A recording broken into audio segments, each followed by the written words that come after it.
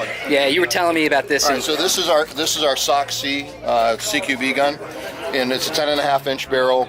This was as a direct result of our cooperation with Special Forces on what they envisioned as their next mainline battle rifle. Okay. And they're going 14.5-inch, but we wanted to do a 10.5-inch variant for the Mark 18 replacement. Gotcha. And basically what it has is a reduced size rail that you can actually get your hand completely around.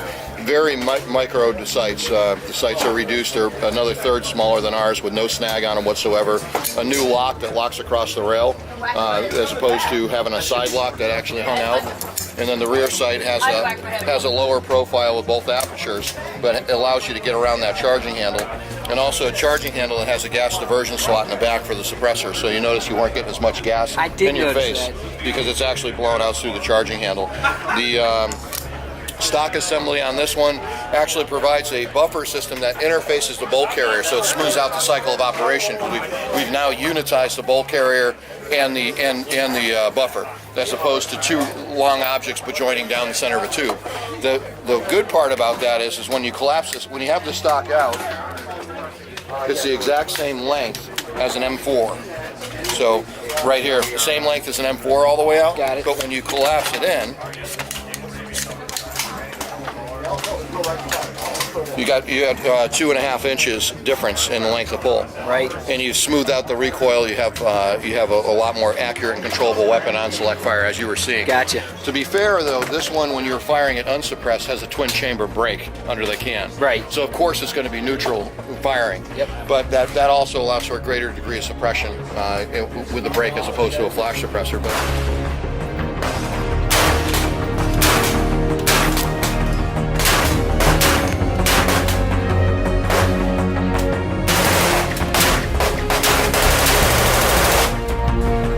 show me that safety selector switch as well. That was obviously something that I noticed right away. So the safety selector switch is designed so you can actually you can get in between the tube and the stock and easily access.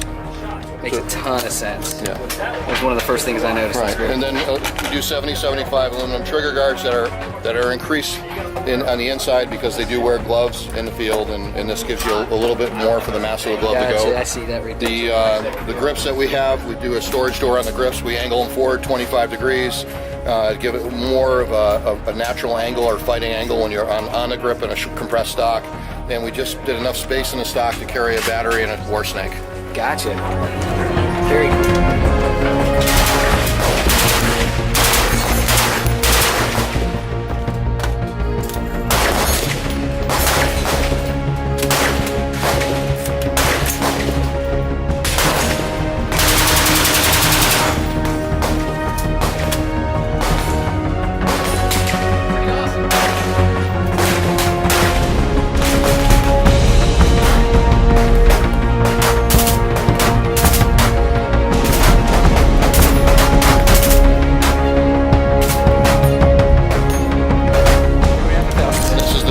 Variant here, and this one, as you can see, it's even shorter. It's almost 3 inches shorter than the standard Tomahawk stock, and this one has the buffer system built into the bolt carrier, and the spring overrides onto it. Did you catch all that?